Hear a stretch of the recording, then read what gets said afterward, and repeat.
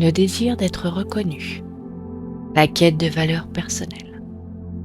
Le désir d'être reconnu ou valorisé est extrêmement présent dans le monde moderne. L'être humain cherche à prouver sa valeur, à obtenir une reconnaissance sociale, intellectuelle, physique ou spirituelle. Cette quête crée des comparaisons permanentes et nourrit les conflits d'ego.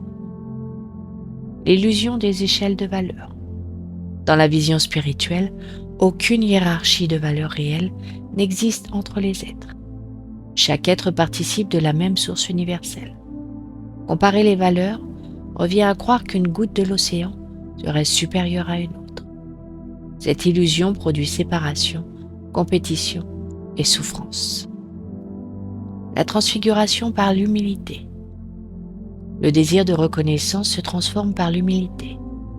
L'humilité consiste à reconnaître l'intelligence divine présente en toute chose, sans chercher à se mettre soi-même au centre. Les grands sages ne cherchent jamais à se valoriser personnellement. Ils mettent toujours en avant la lumière qui agit à travers eux.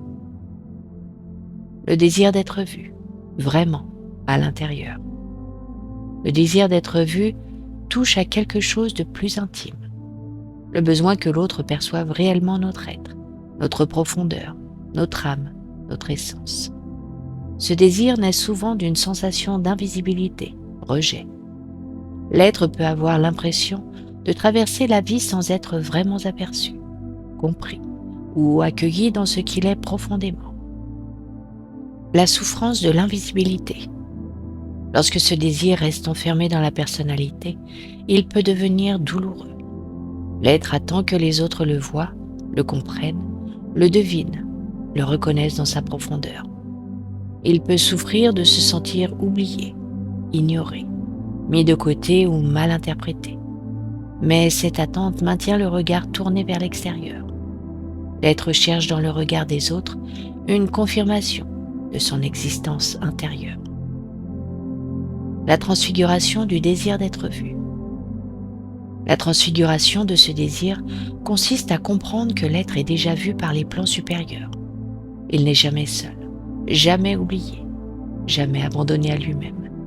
Il est vu, accompagné, aimé et est suivi par des présences qui œuvrent discrètement dans les strates subtiles. Ce désir se transforme lorsque l'être cesse d'attendre, d'être vu, et commence lui-même à voir réellement les autres. Il emprunte le regard des plans supérieurs, un regard profond, aimant, patient, capable de percevoir l'âme derrière les comportements. Être vu se transfigure en capacité de voir.